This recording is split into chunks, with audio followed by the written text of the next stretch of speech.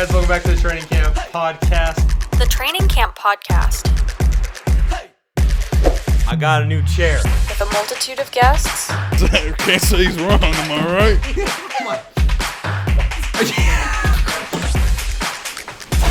Oh, yeah. Dolphins.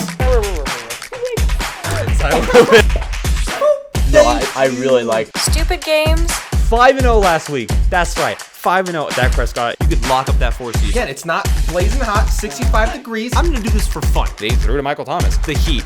How? Chicago. Yes, you guys get an F. And a little too much personality. No. Last week. No, Ravens? Oh, fuck. Give me that.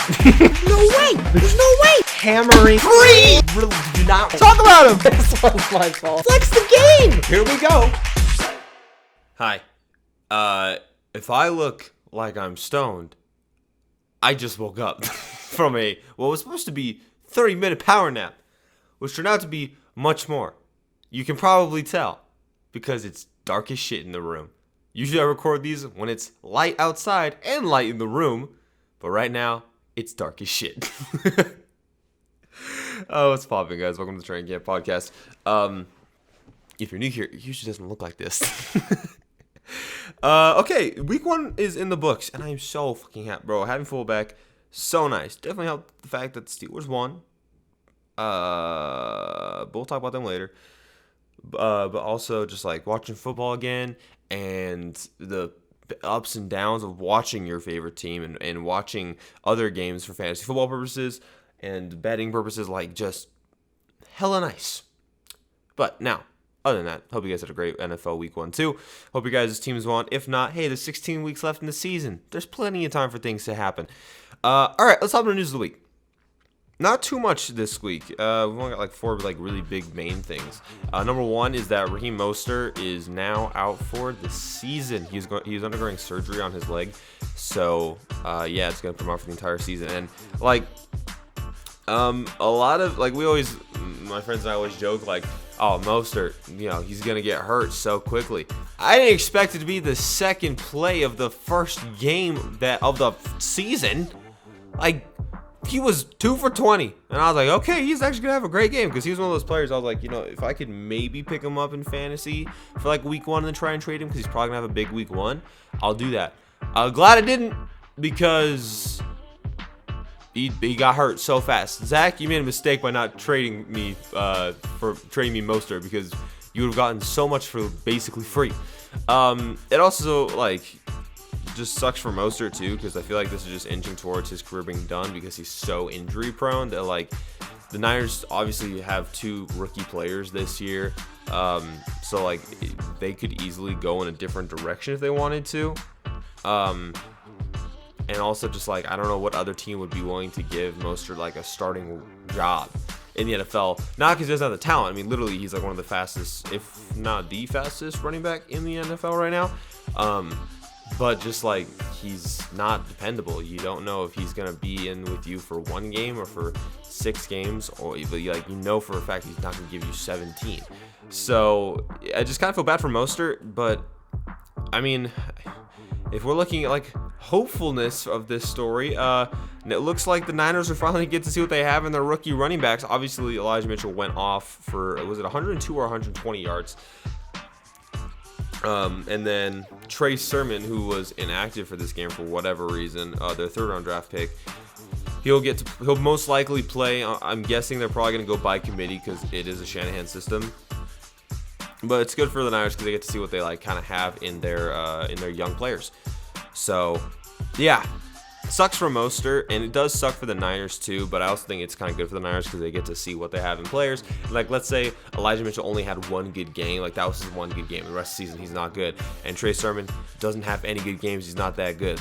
They can also address that and go, okay, next year we need a running back, and preferably one that's never had an injury in their life. The Niners and the Eagles are just whatever's in the water there, yeah, it's getting people hurt. Next, Saquon is questionable and most likely out for week 2 of Thursday Night Football. So the show goes up on Thursday at noon. So I won't be missing stuff for once. When I was uploading this during NBA, I was always just uploading right after all the games had played. And I was always like, maybe this will happen, and it never did.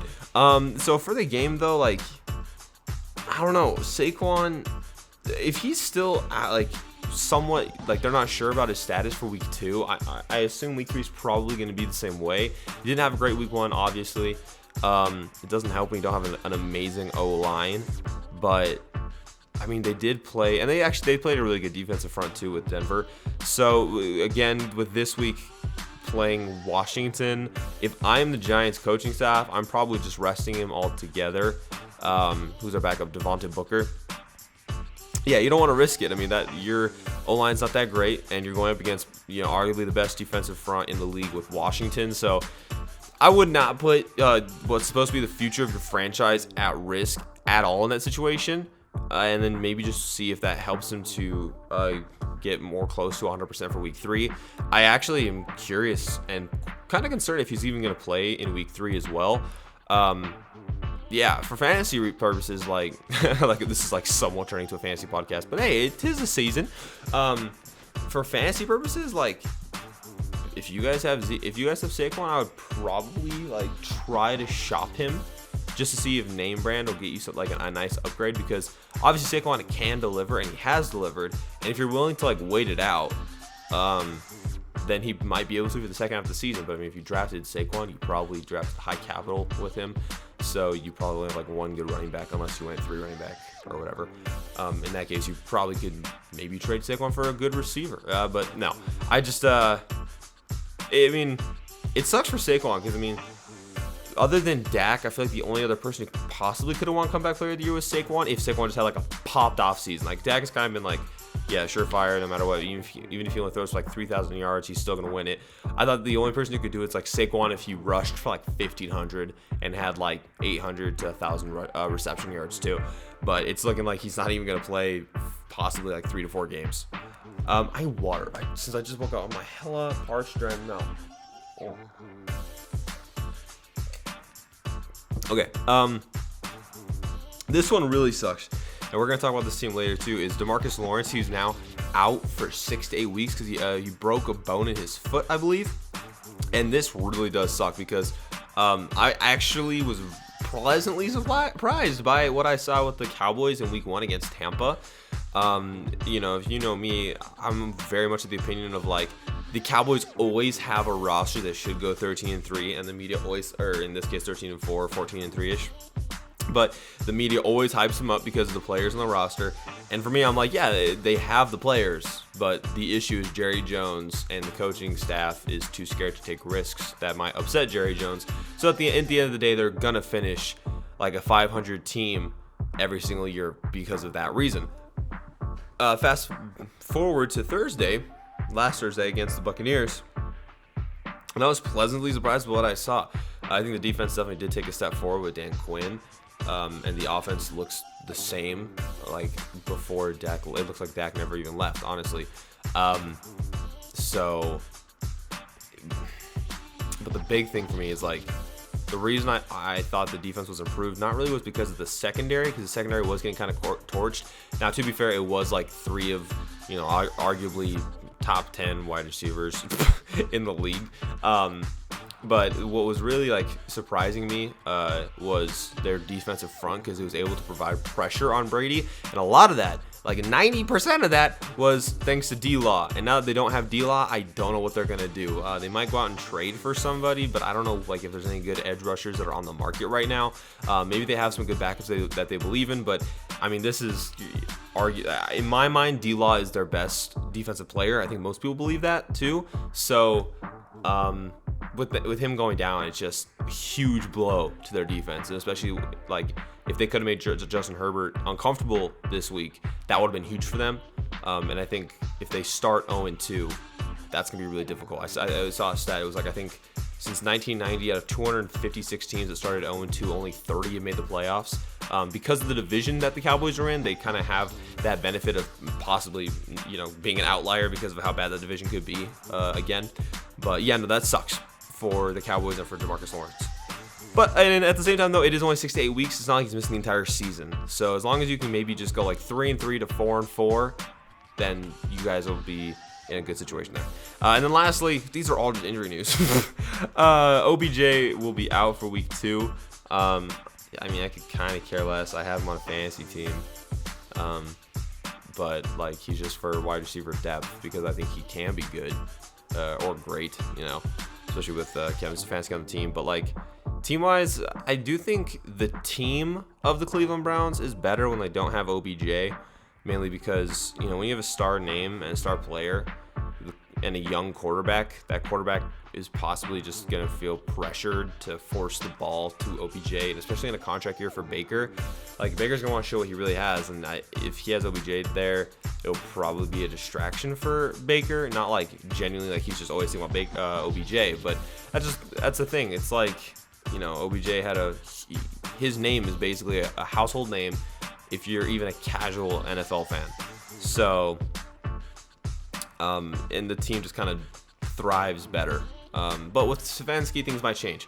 So we'll see what happens. I am curious what he'll look like in week 3. He'll probably play week 3 because he was questionable for week 1, and they sat him with I think 2 days before the game.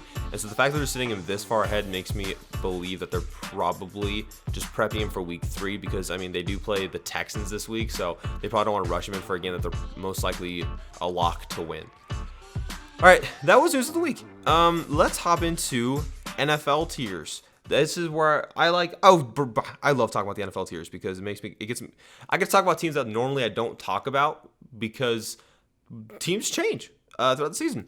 So I'll go over. Okay, so we had 5 teams drop and 4 teams rise. So the Bills dropped. All these teams only dropped 1 tier. I didn't drop any more than 1 tier. It's only week 1. There's no point to overreact. So the Bills dropped. I'm not too worried about the Bills right now. I just did have them in the Super Bowl bubble. They were kind of a coin flip for me where I was like, are they a Super Bowl team? And I thought with, Josh Allen going to be throwing the ball like 55, 60 times a game most likely, and also, running 6 to 10 times a game, and with how good their defense was at the end of the season last year, I was like, they probably could. They probably could be that second AFC team to compete for a Super Bowl. But their O-line did look a little bad, but to be fair, they were playing Pittsburgh in their pass rush. And the wide receivers looked fine, though. Like, their offensive weapons looked fine. They don't obviously have a really good running back in that situation, but it looks like they found a really good tight end, Dawson Knox. Their defensive line did pretty well. I think that they're not getting enough credit for holding Najee to 45 yards on 16 carries. I imagine if their defensive front would have been a little bit worse, then this game probably would have gotten away from them earlier because Najee would have had more success. But the secondary, aside from like Tre'Davious White, they were Tre'Davious White played well too, but like they were all, I don't know. I feel like every time Pittsburgh threw the ball downfield, it was like a 50-50 ball that always went in Pittsburgh's direction. Probably does help that that Pittsburgh has a wide receiver that's 6'4" in Chase Claypool, and most of those 50-50 balls were for him, and most corners on the Bills are like 5'10" to 6 feet. But no, I want to see them this week. I think they play the Dolphins this week, so I want to see them against like a completely different styled offense, like a much more modern offense. And but I have a feeling they're going to be fine. Like, they're probably not going to be back in my Super Bowl tier for a while, but I think where I have them right now is where they're probably going to be like for the next 8 weeks. The Ravens dropped. Biggest reason I'm just worried about the running back situation.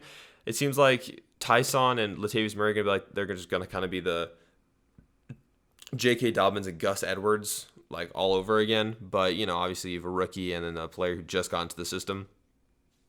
Also, I just still do worry about Lamar's passing capability. And their defense got torched and did lose Marcus Peters for the year as well. So, like, they just had a really, really unlucky stretch.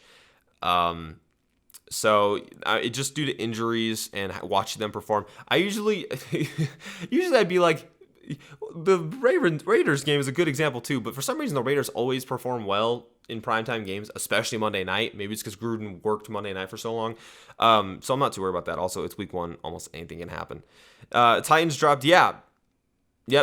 I mean, they were one of the teams that I was like, last week, I was like, I don't know if they belong in this tier. And I think my questioning was correct. I think Arthur Smith leaving is going to be huge. I don't think that they're going to be as bad as they were in week 1 the rest of the season. I do think the Cardinals are just really good and being really underrated.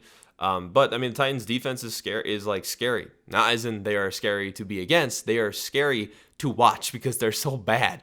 Their secondary looked atrocious. They had almost no pass rush, and I mean, Kyler Murray looked like he was having a field day. Anytime he got out of the pocket, he was able to do whatever he wanted against this team.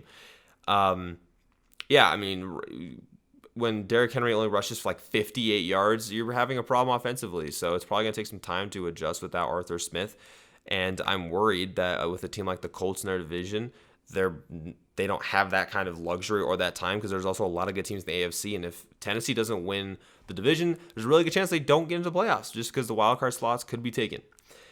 The Vikings did drop as well. What happened? I had you guys as my wallet winner. We'll talk about that later, but you guys just completely dropped the ball. I thought your defense was going to take a step forward this year. I was wrong. I thought your defense or your offense had enough weapons to win this game easily. I was wrong. I thought Kirk Cousins was going to light a match in a complete blaze against the Bengals. I was wrong. Yeah, no. I don't have much to say about them. The Vikings, they looked just bad. Yeah, I need to see a second week from them, but I doubt that they're going to rise anytime soon. And lastly, the Jags. Like I just said with the Vikings, what was that? Like Urban Meyer, I was like, you know what? I think when Urban Meyer got hired, I was like, you know what? I think this could actually be really good for both Urban and the Jags because any quarterback Urban has been with has had success. I know it's at the collegiate level, but still. And most, if not all, college teams that he's coached for, the players have absolutely loved him. In the NFL, though, people have said that the team doesn't really like Urban Meyer. Also, you have a dude who, as a rookie, he either did or was really close to finishing the top 5 in rushing yards last year, and you're using him like 30% of the time? What are we doing? This is the Texans' defense. I didn't think there was a worse defense than the Texans, but it seems like the Jags somehow topped that. But why didn't you just run with James Robinson? What do you hate with James Robinson about? He's also a pass-catching back, so if you're like, oh, I need a guy who can catch the ball, he can do that. I don't understand what we're doing here. Trevor Lawrence, 3 interceptions, but like 3 touchdowns and 300 yards. But at the same time, like it's garbage time yards and touchdowns. And a lot of those interceptions that Trevor Lawrence threw were not very good passes. I'm going to chalk that up to growing pains in the NFL. But this game does concern me a little bit for Trevor Lawrence. Because I feel like with the talent that we all saw and like the talent I saw, this should have been a game like last year. Justin Herbert wasn't even prepped to play, and he was able to just get into a game against the best team in the league and almost won it. Sent it to overtime and almost won it. And everyone after this game was like, this dude's the future of this team. And right now, Trevor Lawrence against the worst team in the league besides his own, with, all the preparation in the world of preseason OTAs and everything, knowing he's going to be a starter in this game, and we're looking at this like, what was that? Yeah, if I'm the Jags, I'm worried. Okay, let's do the rising teams. I talked about them earlier, but the Cowboys, yes, like I said, with their defense, I kind of already talked about why, but like defensive upgrades are fine. The loss of D-Law is going to be huge, but we'll see if Dan Quinn can make that adjustment. I'm going to, as of right now, not overreact. Also, I did make these tiers before the D-Law injury, but I don't think it'll affect things too much for week 2. And also their offense, like I said, just looked like Dak had never left. So I'm not too worried about that. Raiders rose. Yeah, I mean, their defense had a great game against like a pretty good offensive line that the Ravens have. And they were able to pull out of this game. Derek Carr looks cool, calm, and collected. My one concern with Derek Carr is I think he had 32 completions. He had 19 targets to Darren Waller. Like, obviously, it's great if you like own Darren Waller in fantasy and stuff, but you have to be looking other places because a lot of those throws, like he had 19 targets to Darren Waller. Darren Waller only had 10 receptions. And I think Darren Waller could have had more receptions, but Derek Carr was forcing passes to him. So the passes were like not Darren Waller's fault that he didn't catch them.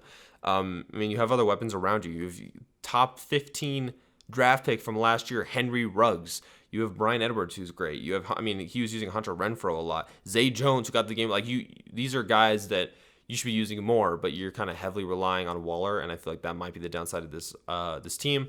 And also, Josh Jacobs wasn't fully healthy, so it's going to be a test going against the Pittsburgh defense this week. We'll talk about that later too.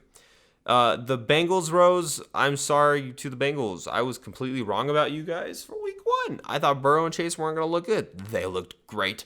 I thought Mixon might get hurt. He did, but he came back. And honestly, the defense was somewhat surprisingly good against really good weapons in Minnesota. So I'm going to give the Bengals defense some credit there too. Obviously, they didn't rise that much. They rose, I think, out of dog shit into rebuilding. Because, I mean, that's where they're going to be. They're not a playoff team or even like a looking into the playoff team for the next, I just give them probably a year. They just need to upgrade their offensive line and parts of their defense. But no, good for the Bengals. And then lastly, the Texans. Yeah, they rose. They rose, of course. They won a game.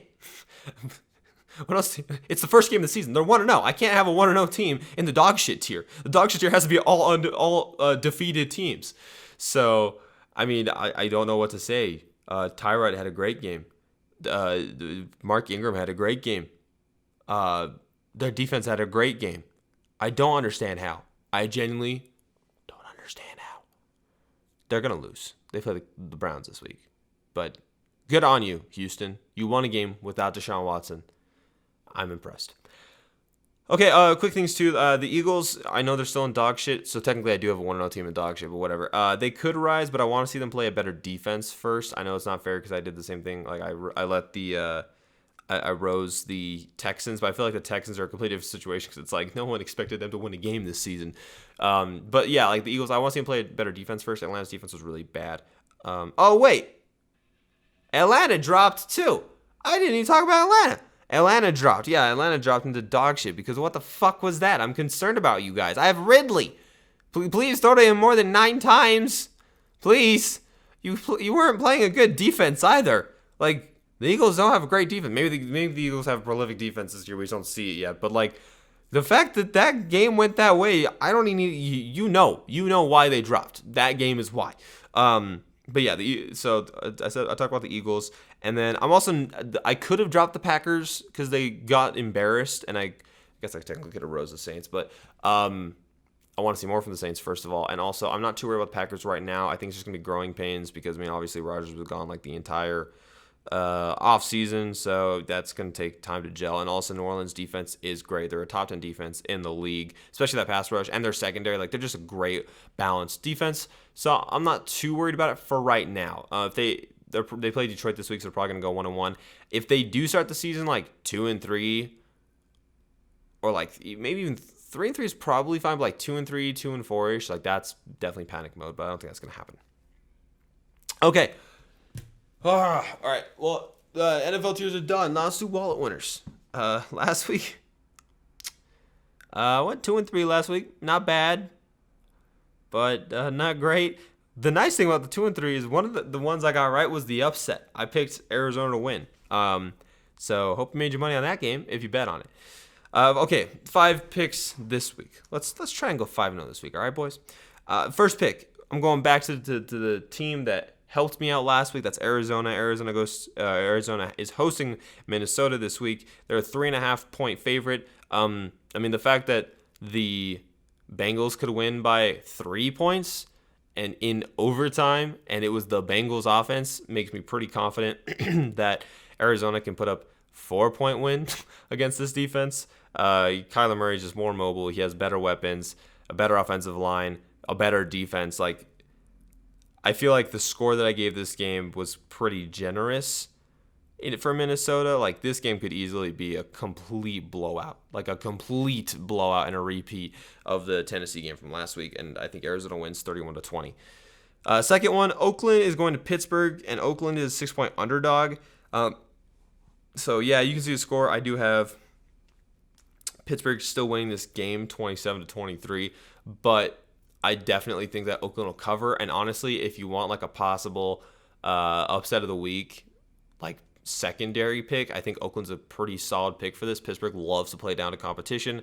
One thing that me and JP were talking about is Oakland loves to run cover 3. So ideally what Pittsburgh should do here is use Najee like a lot because he should be able to dominate.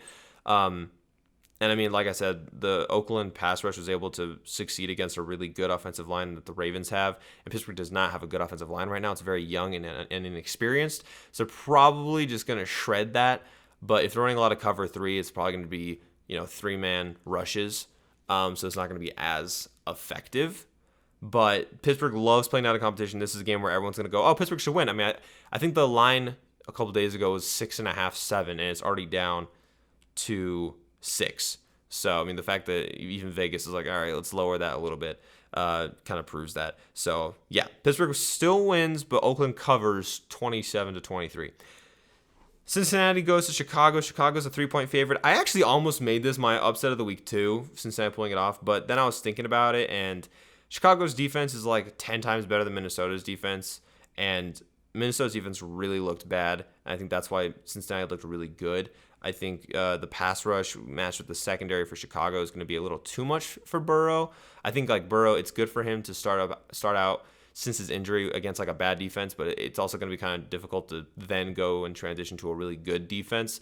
Also, this is a game where if Chicago is trailing at half, I'd 100% expect them to put in Justin Fields. Fields isn't going to start. Nagy's going to try and let Dalton kind of have that homecoming game, even though technically Cincinnati's going to Chicago, but like, you know, his first game against his old team. Nagy's going to have that, but if he's not producing by halftime, I would expect Fields to go in. And I think if that happens, Fields will will 100% have a field day against Cincinnati. So again, it's a pretty close game, but I do think Chicago will cover at least a field goal. So I have them winning 30-21. And then before the last pick before my upset of the week, we have San Francisco going to Philadelphia. San Francisco is a 3.5-point favorite. Yeah, I think people are kind of overreacting to the Raheem Moster injury a little too much, because like, and also I think the fact that the Lions were able to close the gap in the game, but I would attribute that to the Niners just got really conservative because they didn't want to risk further injury, and they also didn't want to risk, you know, just completely gassing their players. So that's why the Lions were kind of able to inch back. But I mean, if Ayuk comes back healthy, him and Debo are going to be great outside. And then also, you know, having Kittle as a weapon is going to be great too. They have a great offensive line. This is another game. I mean, if Garoppolo struggles, like, again, maybe Philadelphia's defense is actually good. I don't think that they will be that good this year. But if Garoppolo is struggling at halftime, this is a game we could see Trey Lance be put in because he has another element. It's a running, like, if the Eagles right now are prepping for Garoppolo, putting in Lance at the last minute is a fantastic idea because two completely different play styles of quarterback. So, yeah, I could definitely see Lance just like Fields going in this week. But I even think, again, without Lance, I think this game could be pretty well. I mean, Jimmy Garoppolo had a great game last week, and he did a great job just kind of managing the team. So, yeah, I think San Francisco will win this, especially. And I didn't even talk about San Francisco's defense, but I think their defense is going to be able to contain Jalen, and I think that their wide receivers, like Devonta Smith, might end up with like 5 receptions for 80 yards, but I mean, that would even surprise me. I don't think any of their receivers will really get over 100 unless it's a big play. And also, Miles Sanders is probably going to struggle. So, yeah, San Francisco wins 33-28. Last wallet winner of this week. And it's my upset of the week. And it's a team who has a quarterback that I've always been high on, that people didn't believe before. It actually had a really good week 1 against his former team. Of course, I'm talking about Sam Darnold and the Carolina Panthers, who are plus 180 while hosting New Orleans. I think this will be a close game, but the reason I like this, a lot of my upset of the week picks are divisional games, because divisional games, they never go as easy as people expect them to be. Oh, this team is an easy win, this team is an easy win. It never is when it comes to divisional football. I also think Carolina could be a dark horse playoff team this year. I think that they have the talent, they have the coaching, they have it's set up for them to be that way. New Orleans looked great in week 1 though. Like, their defense did look great, but I don't know. I have a feeling that Carolina, especially one thing that I'm kind of concerned about with New Orleans for the first half of the season is the fact that they're just not going to be in New Orleans. Like, they're literally going to be traveling from city to city to city to city, and they're not going to be going home. So like, even if they had back-to-back home games, they're not going to be in New Orleans. They're going to be I mean, like last week was in Jacksonville. I don't know if Jacksonville's always going to be hosting them because Jacksonville might have a home game when New Orleans is scheduled to have a home game. So I think that's going to play a factor too. Carolina's defense did actually look very good. Granted, it was the Jets, but they looked better than the Packers defense did against New Orleans. But I think it's just going to be a fun game. The over-under is like 45.5, so that's really low. I would definitely smash the over. Even my score prediction is kind of low. I think it could get higher scoring than this. But I have Carolina winning 26-24. And like I said, I think 2 of these games as well, the Oakland game and the Cincinnati game, could definitely be possible upsets. All right, there we go. special night version of the podcast. Excited for week 2. Also nervous because Pittsburgh plays what should be a bad team, and we always lose to those. So, yeah. Anyways, not much to say. Pretty good episode. This was a really good episode. Let me know what you guys think. I'm curious what you guys think about the podcast. Anyways, I'm gonna stop talking. Thanks for watching the podcast, and I'll see you guys in the next episode.